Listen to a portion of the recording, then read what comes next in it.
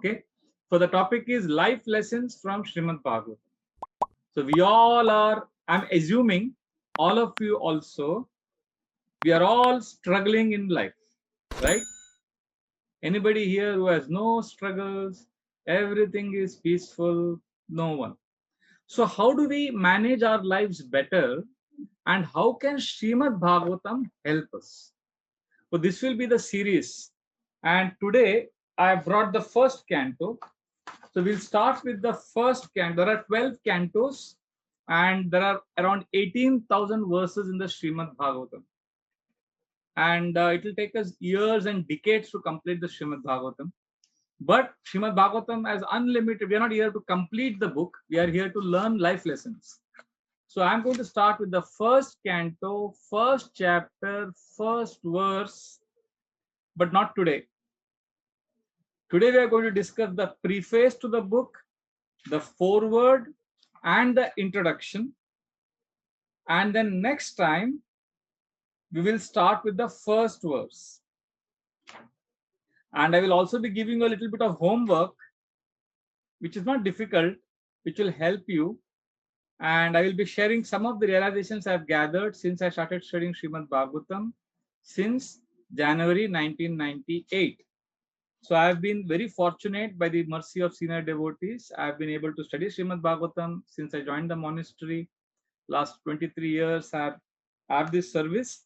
So I'm very happy to share with you my little bit of realizations that I've gathered. And we will begin right away with the preface. Okay. So every book, I won't say every book, most books have a do you all know this? They have a preface, introduction, foreword, all of that. So today we will discuss what does the preface of Bhagavatam say. Now, before we go into the details, now please understand what do we mean by preface, introduction, and foreword. So every book has a foreword. What is a foreword? Anybody knows? What exactly is the foreword of a book? Any book? Anybody like to answer? You'll have to unmute and answer. Okay.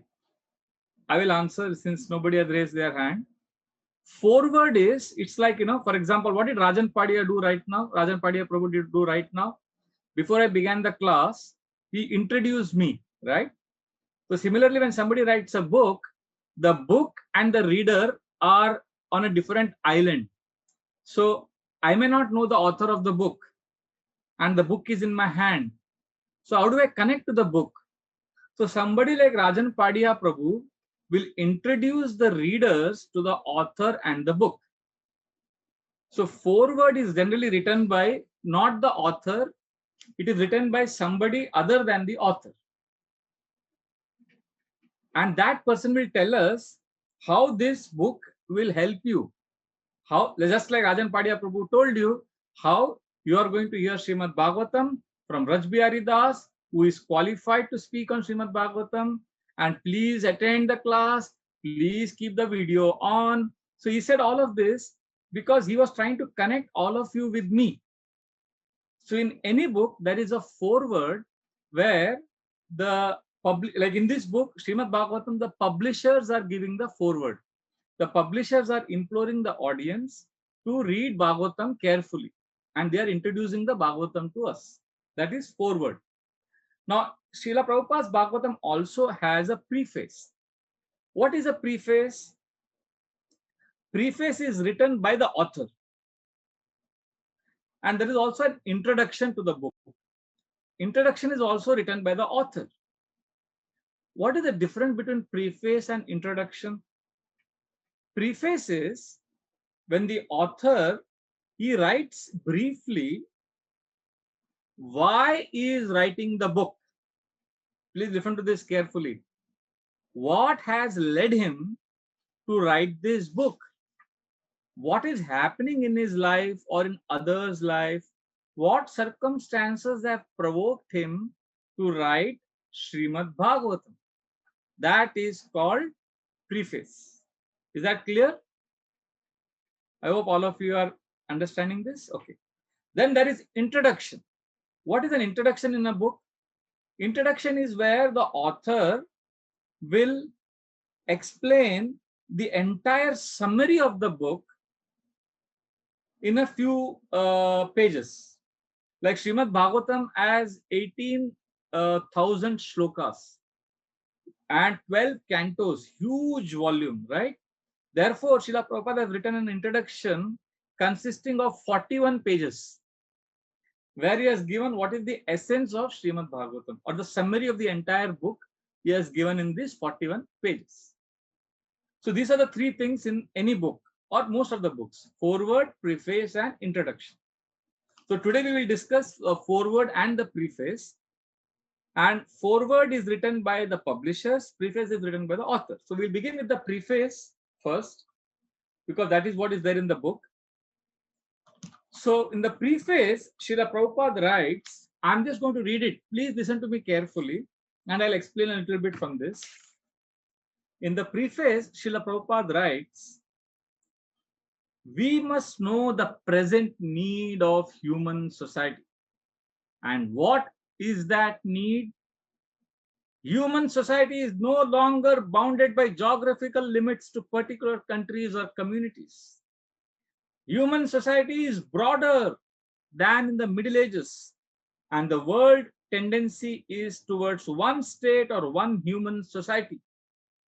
The ideals of spiritual communism, according to Srimad Bhagavatam, are based more or less on the oneness of the entire human society, nay, of the entire energy of living beings. This need is felt by great thinkers to make this a successful ideology. Srimad Bhagavatam will fill this need in human society. Therefore, it begins with an aphorism of Vedanta philosophy, Janmadi Asya Yataha, to establish the ideal of a common cause. So this is the preface I'm reading. Now, I have a question for all of you. What is the need of a human society that Srimad Bhagavatam is filling? I spoke this 1 minute ago, 30 seconds ago. So I want to know if you heard me. Any answer? What is the need of human society that Srimad Bhagavatam is filling?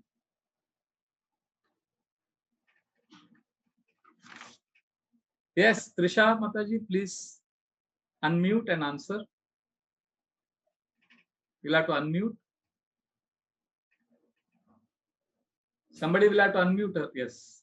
How to manage our life better, in a better way. Okay, but that is correct. But in the preface, what I read just now, what is the answer Srila Prabhupada says? What is the need of a human society? I just now read that just a minute ago. Anybody else? Okay, To make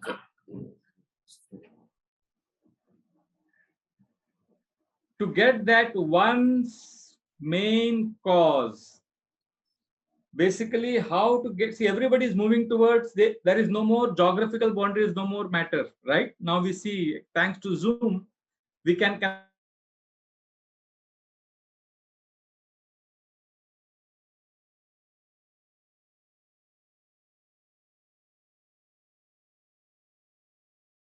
Prabhuji, your video is freezed. he writes that human society is moving towards a state where there will be no more geographical boundaries, and we will have oneness of the entire human society. Human society will be one. Thanks to the Chinese virus, now the entire human society has become one, and we have one common enemy. Now it is not that it is problem of India and not a problem of Pakistan or China or America. Everybody has one common enemy. Everybody is now moving towards human society is going to be one. So this is the need of the human society. So Srila Prabhupada writes in the preface that right now we are all in darkness. And because of this darkness, what is the meaning of darkness? Darkness means right now we are making a lot of advancement. We have a lot of technology, and but still, Prabhupada says that we are disturbed and we are quarreling over trivial issues. See, we have made such rapid advancement. The kind of advance, it's an amazing statistic. You will be shocked by this statistic. The number of people who have been killed due to wars and terrorism in the last 100 years, from 1900 to 1999, the number of people killed in wars is 3 times more than all the people killed due to wars from 1 AD to 1899 AD. That means in 100 years, 3 times more people got killed than what happened in how many years? 1900 years. Isn't that shocking? And that's because human society has made rapid scientific advancement, but Srila Prabhupada beautifully points out that we have missed on, there is a pinprick in the in the community body at large. And therefore, we need to understand the goal of life. We need to understand how we can address the real problems of life. Kaumaram acharet pragyo dharman bhagavatam ya durlabam manusham janma tadap adruvam arthadam. The Srimad Bhagavatam says, right from the age of 5, please start hearing spiritual wisdom. You will understand. And then, because durlabam manusham janmam, human life is very rare. And if we make the best use of human life, we will understand the goal of life and we will be able to solve the deepest problems of our heart. So Srila Prabhupada writes furthermore in the preface that if we carefully read Srimad Bhagavatam, we will perfectly understand God. And therefore, remember, preface is written by the author to explain why he is writing the book. Srila Prabhupada writes, I've written this book to address this need of human society, that vacuum which we feel. You know, unfortunately, most people in this world feel lonely. And this loneliness is going to be addressed by Srila Prabhupada through Srimad Bhagavatam. And the worst part is, in the last 10 years, loneliness in the planet has increased, has doubled. And Harvard University reports have proven that, ironically, in the same period, last 10 years, from 2007 onwards till 2020, the smartphones usage on the planet has increased a lot. From 8.5 billion people are living on this planet, out of which almost 4 billion people use smartphones. And coincidentally, ironically, paradoxically, in the same period when smartphone usage has doubled, loneliness has also doubled. It's an irony. So therefore, Srimad Bhagavatam becomes extremely relevant. 60 years ago, Srila Prabhupada predicted this, that we will feel a vacuum. And then Srila Prabhupada says, we have to study Srimad Bhagavatam, and I have presented this. Srimad Bhagavatam is in Sanskrit, but I have given word to word meaning of each verse, and we have given translations, and we have given commentary. And if we complete the first 9 cantos, then we will reach the 10th canto. And then Srila Prabhupada writes in all humility that I am writing this, I may have defects. But the best part of Srimad Bhagavatam is, even if you have defects, but if you love God and you glorify God through Srimad Bhagavatam purports, then people will love it. People will see a major dramatic change in their life. It doesn't matter whether you have perfect knowledge of English or not. Srila Prabhupada quotes a beautiful verse in the preface. Tadvag visargo janataga viplavo yasmin pratishlokam abudhya yatyapi namanyanantasya yashon kitaniyat shrunvanti gayanti grananti sadhava. In the Bhagavatam, it is mentioned that if we glorify Krishna, there will be a viplavo. Viplavo means there will be a revolution in human society. If we glorify, if we have Bhagavatam classes like this every Tuesday, we will have a revolution in human society. And the best part is, yasmin pratishlokam abudya yatyapi. Abudya yatyapi means if the writer or speaker of Bhagavatam is having many mistakes, abudya yatyapi means mistakes, literally discrepancies, still there will be positive change because he has love for Lord. And when you love someone, the language doesn't matter. Isn't it? In this world also, sometimes people fall in love, boy and girl fall in love, and they are from different community, different language, and they love each other so much, and the language doesn't matter, isn't it? When I was a young boy, I was 7 or 8 years old. I still remember everybody was talking about one movie where the hero was South Indian and the heroine was some Punjabi girl, and they commit suicide in the end. And they were like, wow, so much love, so much love. The language didn't matter. So just imagine if somebody loves God and is speaking to us, even if his language is not perfect, language, communication skills, presentation style, everything is useless if one really loves God. I was I used to visit UK every year, and I was amazed. When I talk about this love, I want to tell you this story. There is one Telugu Brahmin, South Indian Telugu Brahmin in London, ISKCON temple. He is married, believe it or not, he is married to a hardcore Muslim from Iran. Okay. And they live in London. And every year when I visit them, I was amazed. And she is such an amazing lady. And you can see she's fair, beautiful, from Iran, very gracious. And he is a typical Telugu Brahmin from South India, dark complexion and little gross and rough and tough. And I used to wonder how they fell in love. And every year I used to go to London, I used to see that she would have just given birth to one baby. So 6 years I went, and all the 6 years they had one new baby. And I was shocked. I told him, wait, what are you doing? How many children are you going to produce? And this lady, she's Iranian Muslim, and she speaks fluent Telugu and Hindi. He taught her. And when she talks to you, you will think she is Telugu lady. Then what can love do in this world? This is shocking. Even in this world, love can make a person do something like this, that an Iranian Muslim girl speaks pure, chaste Telugu and Hindi. And I asked him, 6 children, you have more? He said, no, I am satisfied. I always wanted 6 children. I wanted 5 boys and 1 girl, and I got that. I said, what do you mean? Why did you want 5 boys and 1 girl? He said, I wanted 4 boys because I'll die one day. So I want my 4 sons to carry me on that funeral procession. So I wanted 4 boys.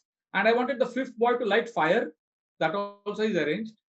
And then I said, why did you want a daughter? I said, oh, she will cry. Somebody has to be there sitting and crying loudly. He has this amazing wacky sense of humor. And as he was explaining, his wife was laughing. And they're really a happy married couple, with 6 children managing. So I realized that when there is love, most wacky things can happen. What we think is unimaginable. So here is Srila Prabhupada, the founder of ISKCON, who loves Krishna, and he writes that if you love Krishna, then even if you don't have proper communication skills, but if you give love to people, their problems will be solved. They will experience Krishna. For the goal of these classes on Tuesdays will be that you can experience Krishna in your life. We are going to share tools by which you can actually experience the presence of Lord in your life. And when you experience the presence of Lord in your life, then your day-to-day problems may not get solved. You may still not have a job. Your children may still behave improperly. So your day-to-day problems may not be solved. But you will come closer to Krishna. And when you come closer to Krishna, a much bigger problem will be solved. And when that bigger problem is solved, then you can easily manage all your other problems. So therefore, Srila Prabhupada wrote this preface. You know, when did he write this preface? December 15, 1962. So he wrote this 60 years ago. And what he wrote is so relevant even today. So this is the amazing part of the preface. So I hope everybody is clear about the preface. Now we will read the foreword. And in the foreword, okay, now before we go ahead, would anybody like to explain the difference between preface, foreword, and introduction? I explained this in the beginning of today's class. And I really appreciate if somebody can answer this question. You'll have to raise your hand and unmute. Yes, Muskanji. Yes, please unmute and please answer.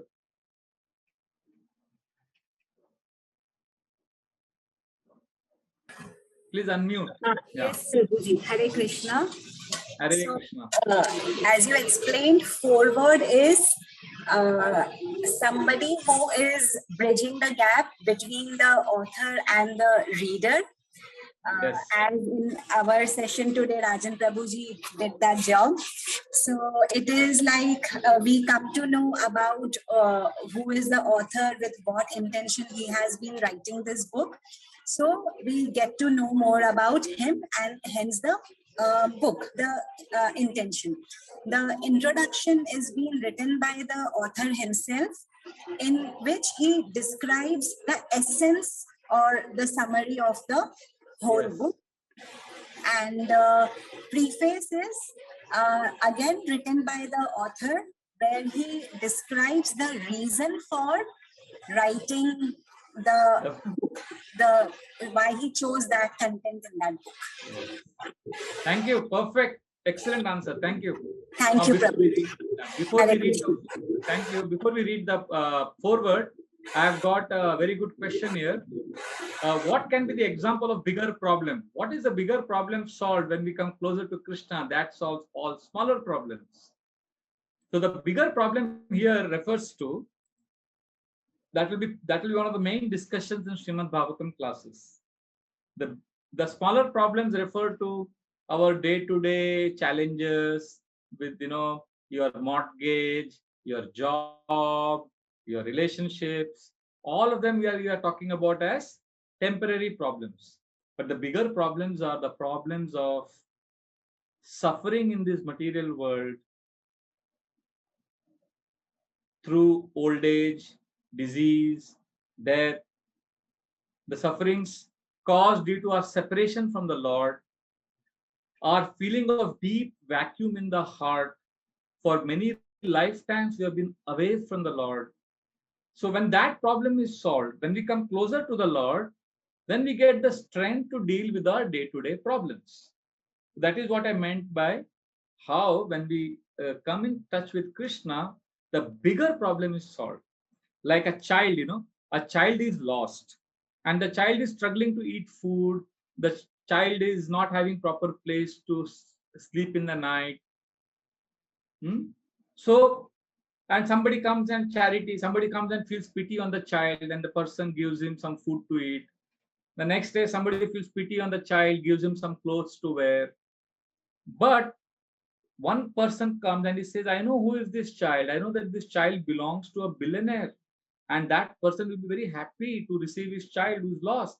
So he takes the child to the father, to the parent. And while taking the child to the parent, he will also provide him food on the way. He will also provide him clothes on the way. So when we come connection with Krishna, it is like connecting to our parent. So once we are connected to our parent, then all the other problems, which are like the problems of food and clothes of the child, all of them will be automatically solved. Right now, we are trying to solve the day-to-day problems, not understanding that we are children of God. So therefore, Bhagavatam study will help us solve this bigger problem of our relationship with the Lord being disconnected. Once that is solved, then our life becomes manageable. Our loneliness becomes manageable. So this is the preface, and now the foreword. Foreword is written by the publishers, and the publishers explain exactly how Srimad Bhagavatam is going to go on. So basically, the Srimad Bhagavatam flow is like this. Please understand, this is very, very interesting. Srimad Bhagavatam was written by Srila Vyasadeva. And Vyasadeva wrote this Srimad Bhagavatam because he was ordered by his guru, who is Narada Muni. Now, Vyasadeva spoke this knowledge to his son, Shukdev Goswami, who is the first speaker of Srimad Bhagavatam. And Shukdev Goswami spoke this Srimad Bhagavatam to the king Parikshit Maharaj. And when he was speaking this knowledge, there were thousands of people in the audience. And one of them was Suta Goswami. So later on, Suta Goswami spoke this Srimad Bhagavatam to thousands and thousands of people in a place called Naimisharanya. And when he was speaking, there were many sages led by Shaunaka Rishi who asked him questions. So, why am I saying all this big story? To tell you the flow of Srimad Bhagavatam. Srimad Bhagavatam will begin with the conversation between Suta Goswami and all the sages in Naimisharanya. Now, just understand. I'll give one example of how the Bhagavatam conversation goes. This is very fascinating. Just listen to this. I'll give an example from third canto. Suta Goswami is speaking to Shaunaka Rishis and all the Rishis. That is Srimad Bhagavatam. And as Suta Goswami is speaking, he is telling them, you know, what I'm speaking was originally spoken by Shukdev Goswami to Parikshit Maharaj. And do you know what Shukdev Goswami spoke to Parikshit Maharaj? He spoke to him about a conversation between Maitreya Rishi and Vidura. And do you know what Maitreya Rishi was telling Vidura? Maitreya Rishi was telling Vidura about what Brahmaji told the Devtas. And do you know what Brahmaji told the Devtas? He told them the story of Hiranyakashipu consoling his sister-in-law and his mother. And do you know how Hiranyakashipu consoled his mother and sister-in-law? He told them the story of Yamaraj and the queens of Ushinara. And do you know what Yamaraj told the queens of Ushinara? He told them the story of a hunter who killed some of the birds. So are you understanding? One plot, a subplot, seven, there are 7 chains. Suta Goswami, then Shukdev Goswami speaking, then Maitreya Rishi, then Brahmaji, then Hiranyakashipu, then Yamaraj, and then the hunter story. So this is an amazing way the story is flowing. So sometimes when you're reading Bhagavatam, you will see Suta Goswami speaking. Sometimes you will hear Maitreya is speaking. Sometimes you will hear Shukdev Goswami is speaking. So you may get confused. So right in the foreword, the publishers are telling you, don't get confused. Srila Prabhupada writes in the preface that reads Bhagavatam systematically from the first canto. But in the foreword, the publishers are saying, don't worry, read anything you like in the Srimad Bhagavatam. Because Srimad Bhagavatam is like a sugar candy. When you're given a sugar candy or when you're given an ice cream, I mean, anywhere you eat, it's ice cream, right? So Srimad Bhagavatam is like an ice cream or a cake or a sugar candy. Wherever you taste, it is sweet. So you don't have to worry about reading systematically from first canto. But I will be reading systematically from first canto. It is just like, you know, how you take darshan of the Lord. Those of you who have come to temple, how do we take darshan? When the darshan opens, like we all look at the deities first spontaneously. Like I look at Srimati Radharani first. Some devotees look at Gaur Nitai. Some devotees look at Gopalji. But some devotees look at Gopinath. But after the first darshan for a few seconds, then we go to the darshan systematically. We see from the parampara, then we see Krishna's lotus feet, then we look into his knees, then thighs, then we go up his navel, then we see. There is a systematic way of taking darshan. But there is also room for spontaneity. Similarly, when we're studying Bhagavatam, we will read systematically from first canto, but you have all the right to read whatever you feel like, because Srimad Bhagavatam also invites you to be spontaneous.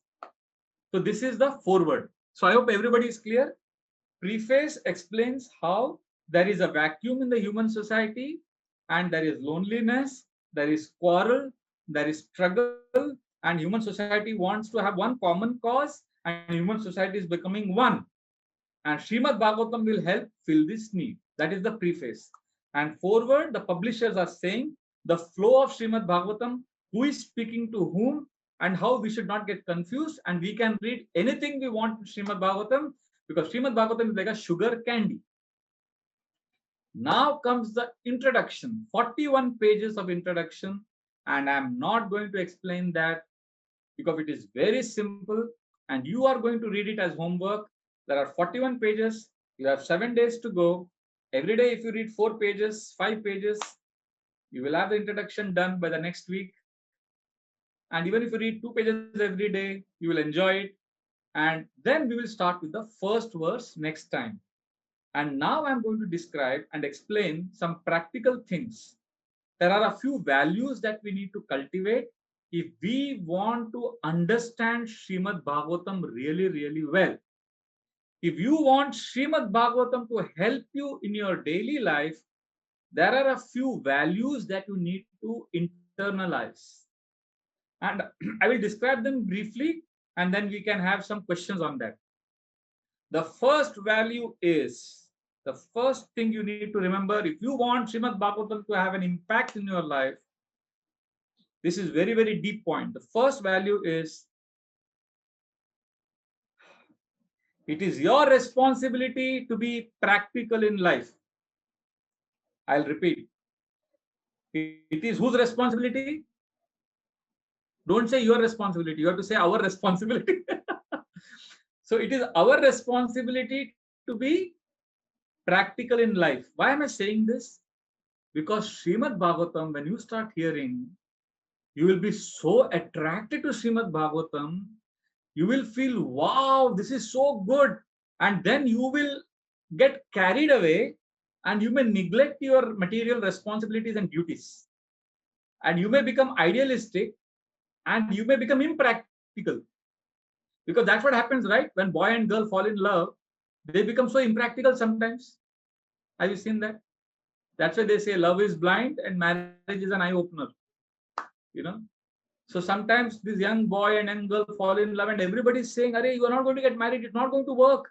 You are culturally so incompatible and you are financially so different and you have different value systems. You're going crazy.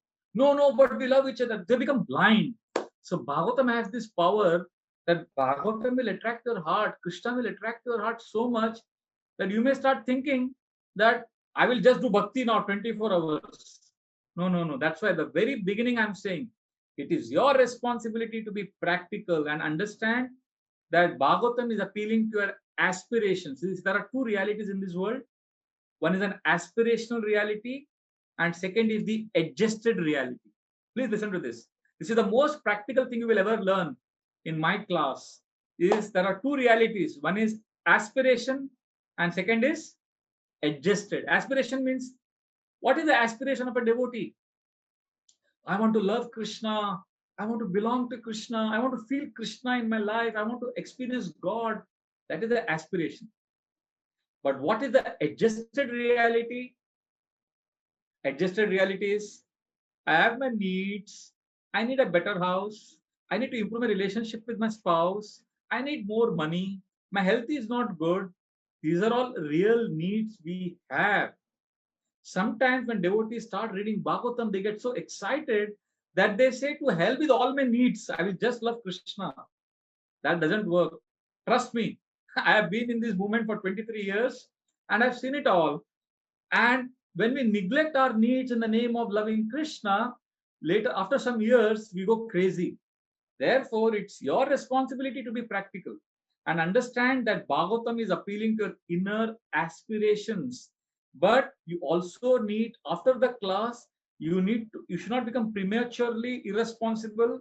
You need to not take extreme steps, but you take care of your needs intelligently. Your physical needs, emotional needs, mental needs, and do the needful. Okay, so aspirational reality is love Krishna. I want to love Krishna. Every time I'm speaking, I'm appealing to your aspirations. And practical is, the adjusted reality is, Prabhuji, you may have a question. Prabhuji, what do I do about my job? I'm having this difficulty.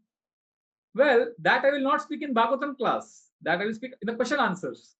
I have a mandate. I am speaking on the Srimad Bhagavatam because Srimad Bhagavatam appeals to your inner aspirations. I'll give us one simple example. This is a very striking example. One day in the class, I spoke about one devotee who is a very big inspiration to all our devotees. So this devotee gets up at 2:30 in the morning every day. I spoke his story naturally. He and his wife get up at 2:30 in the morning, and before 6 o'clock, they complete their 16 rounds, and then whole day they are managing the temple. They are temple presidents in one ISKCON temple. And I spoke about their story, and it was so inspiring to all the audience. And they were very happy. They said, "Thank you, Prabhuji. Thank you, Prabhuji." So I said, okay, I gave a nice story, nice example. I spoke about the aspirational reality. And what happened? The next week, one man came to me, "Prabhuji, after your class last week where you told this story, our family's peace has been destroyed." I said, "What happened?" He said, "Prabhuji, my wife and I," his wife is working in a bank in a very senior managerial position. And he is also in a very big real estate company. Both are working, and they have a beautiful children, two beautiful children. And every year they go on a summer vacation to Europe, Australia. They go on a vacation for 1 month. They enjoy, they relax. So he said, "Prabhu, after your class, my wife has told me that we have to cancel our annual vacation trip. And we should just do more bhakti. We should chant a lot. But Prabhuji, what will we do? This is the only time we connect with each other. She is busy, I am busy in my career. This 1 month in a year, we spend a lot of time with each other, and we can connect and we can go on for the rest of the year." But she's unreasonable. She's not understanding. She's saying we should just do more bhakti. So I said, "You call her, get her here." So then both of them came. I said, "Mataji, Prabhuji, sorry, in the class I gave last week, I only told half the story. Because I was sitting on the Vyasasana, I had a mandate. I spoke and I appealed to your inner aspirations. But I didn't tell you the part 2 of the story of that devotee. I told you part 1. The part 2 story I will tell you now because I'm not giving class right now." She said, "Oh, Prabhuji, what is the part 2 story?" I said, "The part 2 story is that Prabhuji and Mataji get up at 2:30, they serve till 8:30 in the night, 24 hours they are serving Krishna, and they are doing so much devotional service. You are so inspired. But do you know, they do that for 11 months in a year. And in the month of January every year, they go to Hawaii, and there they spend 1 month. They stay in a hotel far away from devotees, and they read Prabhupada's books, and they have long walks in the beach. They hold each other's hands. They connect with each other. They have a lot of lovey-dovey talks, and they've been married for 30 years now, but they are very close to each other." And as I was explaining this, I could see this Mataji was so inspired to give up all her vacations. Her lower jaw dropped, and she was gaping at me incredulously. Oh. So after I explained their private life in detail to both of them, then I asked, "So what is the decision now?" And immediately she said, "Prabhuji, we are going on the vacation." And Mataji said, "Prabhuji, we are going on the vacation." And her husband said, "Thank you so much, Prabhuji, for saving our family, our marriage and our family life." And that's when I realized that many of us preachers, when we speak enthusiastically about your Krishna consciousness. I will not be telling about, how you should manage your finances. I don't know how you are getting along with your husband or wife or what challenges they're having at home. But we can discuss that offline. We can discuss that off the Vyasasana. But here I'm appealing to your relationship with Krishna, because that is the big problem that needs to be solved. But that doesn't mean we are fanatics. That doesn't mean we don't understand your real life problems. But I have a party loyalty. I have to be, the mandate I have is to glorify Krishna. Right? Like, I'll give you another example, one small example. This is interesting. Generally we say Bhagavatam was spoken by Shukdev Goswami. He was in the womb of his mother for 16 years. Do you know any child who has been in the womb of his mother for 16 years? Well, Shukdev Goswami was in the womb. And why was he in the womb for 16 years? Because he was scared of Maya. He was scared of material energy. And he just wanted to do bhakti. So as soon as he was born, he left home. He renounced everything and he did intense devotional service. Hari Bol. But so what happens? Young boys and girls get married and they want to prove to me that they're very devotional. Like I remember one of my students, he was known to me since he was 14 years old. But the age of 29, he got married. So after 15 years being with me, he thought I'll be very happy if he does all devotional service more and more and more. So after the wedding, the next day morning, he and his wife went to Mayapur Dham. And he's calling me on the way and he's saying, Prabhuji, we are singing a lot of bhajans on the way. I said, relax, you got married yesterday. Why don't you have some loving talks with your wife? And he was shocked to hear that answer from me. He didn't expect that. And I said, Prabhuji, but you spoke about Shukdev Goswami, how he renounced everything and how he has done bhakti. I said, wait. Have you read the third canto of Bhagavatam? Third canto, Kapila Dev was doing lot of tapasya and Swayambhuva Manu came and offered his beautiful daughter Devahuti in marriage to Kapila Dev. He said, yes, Prabhuji, and Devahuti did lot of austerities and she served her husband. And then I said, do you know what happened after that? Kapila Dev felt bad that he has made his wife work so hard. So one day he told his wife, I want to please you. So what can I do for you?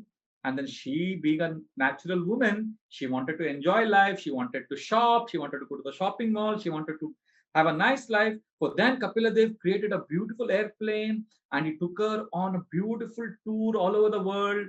Sorry, Kardama Muni. I'm sorry. Nobody corrected. Thank you, Vikramji. Kardama Muni and Devahuti, their child was Kapila Dev. So Kardama Muni took Devahuti in that airplane everywhere. And they had a great enjoyment. And the enjoyment is described in great detail in the third canto. And you will rarely see speakers speak that because they don't want the audience to, their audience is already enjoying sense gratification. So we don't want them to get more encouraged and more inspired. So we don't speak that. But the point is, you have to have common sense. You have to understand that I have to manage my life. See, there are 3 types of devotees in ISKCON. And you have to understand which type you are. And accordingly you manage. See, there are one type of devotees who are very clear that Krishna is one part of my life. They have made many circles. One circle is exercise. One circle is family. One circle is Krishna. So when they are with their family, they say, okay, Krishna is side. No, Krishna, I'm with my family. Don't disturb me now. And when they're with Krishna, they tell their family, see, now I'm chanting Hare Krishna. You don't disturb me. Okay, this is my time with Krishna.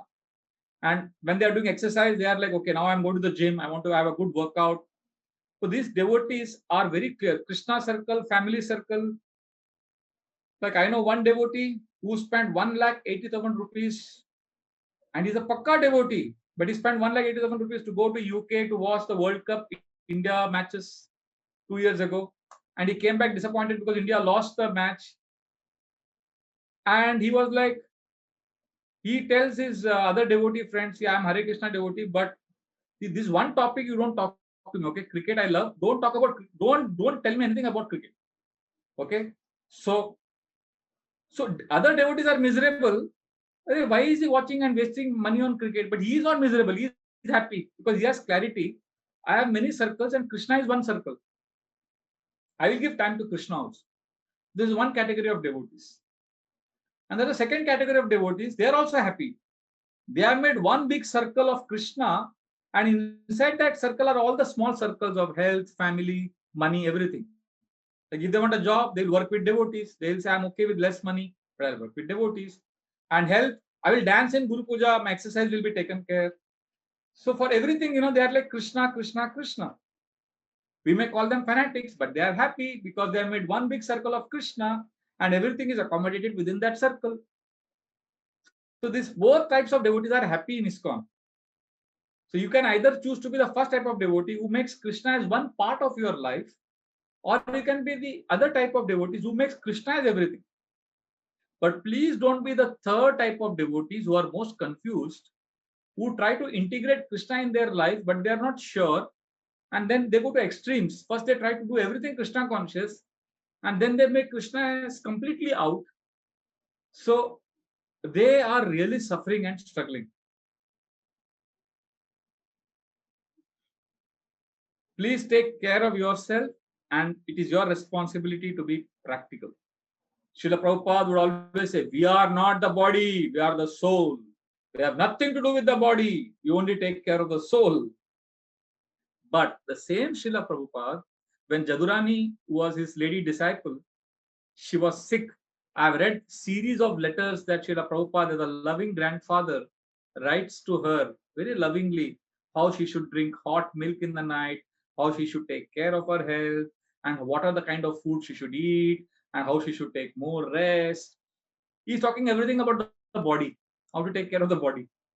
So don't go by what you hear in the class, and don't take radical decisions in your life, like missing your family time, not taking care of your health, finances. That's your responsibility. I know one sannyasi, he's a very renowned sadhu. And I don't know if you know, there is one devotee in our congregation called Anand Vrindavan Prabhu. He is a very hardcore devotee. He's a grahastha. So, and Anand Prabhu is very inspired by this sannyasi, because the sannyasi is very renounced. So when the sannyasi gave a class, Anand Prabhu spoke to him for 3 hours after the class on renunciation. So after those 3 hours of discussion, that sannyasi asked him, Prabhuji, what do you do? So Anand Prabhu said, I am working in mutual funds. I manage people's finances. I invest their money. So the sannyasi said, my mother, 93-year-old mother, I think she passed away. And, she gave me some money. So I've got some thousands of dollars. So can you please invest it for me? So Ananda Prabhu was shocked. He came to me and said, Prabhuji, such a big sannyasi, renowned sannyasi, you told me like this. I said, he's practical. His mother gave him money when she died, so he wants to put it properly so that when he is old and he may need it. Oh, okay, okay. And then after 2 years, I forgot about this incident, and the sannyasi was giving class in the temple, and I asked him something on money. I said, should renounce order people keep money? He said, no, renunciation means depend on Krishna. No, is he lying? No, he is not contradicting. On the Vyasasana, he is speaking the ideal state of the Vyasasana. How to adjust that, how to practically move towards that is our responsibility. It is your responsibility. Like, sometimes, have you heard this in ISKCON? We say, death can come at any time. Have you heard this? Death can come at any time. So take to Krishna consciousness as an emergency. It's an emergency. Chant Hare Krishna. You can die anytime. Hari Bol. I don't say that. Because, when people hear the class, oh, death can come at any time, I have to chant. So it's great. And if they're going to die tomorrow, what you have spoken is very good, because, then they'll actually chant well. But imagine they don't die tomorrow. Imagine they remain alive for the next 70 years. And every day of their life, they're going to think, I'm going to die. I'm going to die. Let me chant. I'm going to die. And they don't die. So you can imagine the volatile fluctuation of neurochemicals in their brain, what kind of fear psychosis they will have. And I'm going to die tomorrow. I'm going to die. Let me chant. I mean, 1 day, 2 days is okay. But if you're going to say that to yourself for 60, 70 years of your life, not every devotee dies tomorrow, right? Many devotees live for a long life. What happens to them? Therefore, intensity without sensitivity will lead to insanity. This is my realization. I'll repeat. Intensity without sensitivity will lead to what? Insanity. So as a speaker, I'm going to speak Srimad Bhagavatam with ecstasy. It's your responsibility to be understanding, okay, Prabhuji has spoken this, I will adapt it, I will use it, and I'll apply it in my life in my own way, isn't it? Like once, we went to a village. I think I'll stop here. There are a lot of stories I can speak on this. There are 5 more values which we will discuss next time.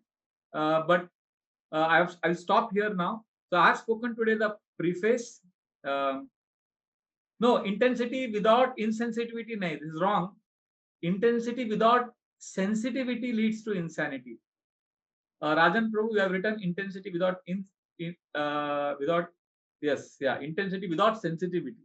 Okay. So now I'll just summarize. We spoke about the foreword, preface, and introduction. Introduction is your homework. Foreword is the flow of the Bhagavatam, and preface is why Bhagavatam was written to address the vacuum in human society. And now I discuss one of the 6 values that we need to internalize if you want to appreciate Srimad Bhagavatam. And that is, what is the first value we discussed today? That it is our responsibility to be practical, and it is our responsibility to apply the Srimad Bhagavatam to our particular situation. Hare Krishna. Any questions or comments on regarding what we have discussed today?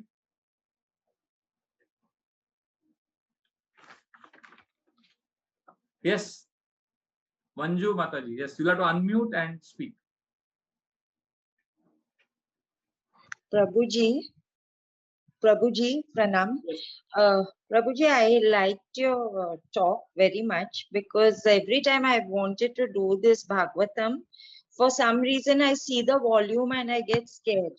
But I started with the Friday evening class, and slowly, little bit came. Radharani Priya Mataji started that class only with some other Prabhuji. I don't know. And we started. But today's class brought insight. But we want to make notes out of this. So how do we make notes in this? Because we can't write as fast as you talk. Like, Prabhuji. So can you make a small, simple flow chart or something which we can just copy it down to? I liked it, but it is clear, but we forget also very fast. मतलब वो याद नहीं रहता है हरदम के लिए. We can't remember it. You know, by tomorrow morning we've forgotten. मतलब as much as we want to remember, and I want to again tell my children or my family members, but I miss many points because I just get 10% of what you have told me by tomorrow morning. I've forgotten. I forget as quickly. I enjoy it, but I forget very fast. Can I answer your question now? Okay. So there are 2 things I would like to say. First of all, I won't be able to give you notes, but I'm sure there are 35 participants here, and a lot of them are kept their video off. So I guess they kept their video off because they're writing notes. So you can ask them to share, and one of you can write notes and share it with all of you in the WhatsApp group. And it's possible, you know, a few of you can share. That is one. Second point I want to tell you. Please understand, this is very, very profound. When we are studying Srimad Bhagavatam, please don't worry if you don't remember anything. I'll give you one example. I have a notebook, you know. I have many notebooks like this. These are the books where I write shlokas. You know, I love Srimad Bhagavatam shlokas. So I write one shloka every day, and many books like this. I memorize a lot of shlokas. And I forget them also. Like, for example, if I now see this, I wrote 4 years ago. If I read it now, I feel I'm reading it first time. At one time, I had memorized it very well. Unfortunately, what has happened, Mataji, please listen to this very carefully. We have grown up since childhood, understanding that if you memorize something and if you remember something, you have studied it. If we don't remember, we think we have not studied well. That is why in our education system, all exams are conducted to test our memory. But in spiritual life, it is not your memory or how much you remember doesn't matter. I forget all the shlokas. Last week, I learned 7 shlokas from Krishna's Ras Leela, and I was enjoying it so much when I was walking in Hanging Garden and everywhere. I was just chanting.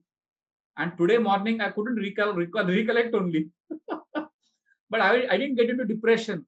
I said, it is great. I memorized it that time. I remembered it. Now I forget. But the best part is when I really need to remember Krishna is so kind. He will help me remember what I need to remember when I need to remember. Krishna is so kind. You know, so you don't worry. You have faith in Krishna. Unfortunately, our education system is very, very flawed. They make us feel very bad when we don't remember. But Krishna is not like our college teachers and our university teachers. Krishna doesn't care whether you don't remember or don't remember, because Krishna remembers that you spent your precious time reading Bhagavatam. You spent your precious time trying to make some notes. You spent your precious time trying to recall. And when you forget, Krishna laughs. He says, "Theek hai." Then again you try to remember. Like today I was chanting the verses again. I was feeling Krishna must be laughing. You know, कि अरे वापस याद कर रहा है. So our goal is we want to please Krishna. We don't want to become great scholars. We don't want to control all the knowledge. We don't want to have everything. I don't know many things. In fact, you will see in the next class when you ask me questions, sometimes I'll say, I don't know. And you may think, Arey, Prabhuji, 23 years you are chanting and reading Bhagavatam, you don't know. Yes, I don't know what to do. I'm not perfect. But I'm happy that I'm not perfect. It's okay. Krishna, best part about Krishna is, there is one verse in Upanishad, Ishopanishad, where the devotee is saying, 7th verse, Eto smara, eto smara, eto smara. Krishna, you please remember. I will not remember. See, I have done so much for you. I read Bhagavatam many times. I did chant it so many times. You please remember, okay? I don't remember, but you remember. So there is a very nice shloka. I will end with this in Varaha Puran, where Krishna is saying, Yadi vatadi doshena madbhakta mam na chasmaret aham smarami madbhakta tepi yanti param gatim. Because of the imbalance of air, yadi vatadi doshena madbhakta, when my devotee is in difficulty, mam na chasmaret, he may not be able to remember me. So Krishna says that my devotee may not be able to remember verses from Bhagavatam. My devotee may not be able to remember what he heard in Bhagavatam class. But aham smarami madbhakta, I will remember that devotee. And I will help him come back to me. So please don't worry. Do what you can. And if you forget, this class is being recorded. Rajan Padia Prabhu assured me that it is being recorded. And I have a website called www.yogaformodernage.com. I will be uploading this lecture on that website. So you can visit this website later on YouTube, and we have a YouTube channel also. You can listen to the class in slow speed and make notes if you would like. And you can ask me questions in the next class. Okay. Thank you. Any other? We can take one more question and then we will end.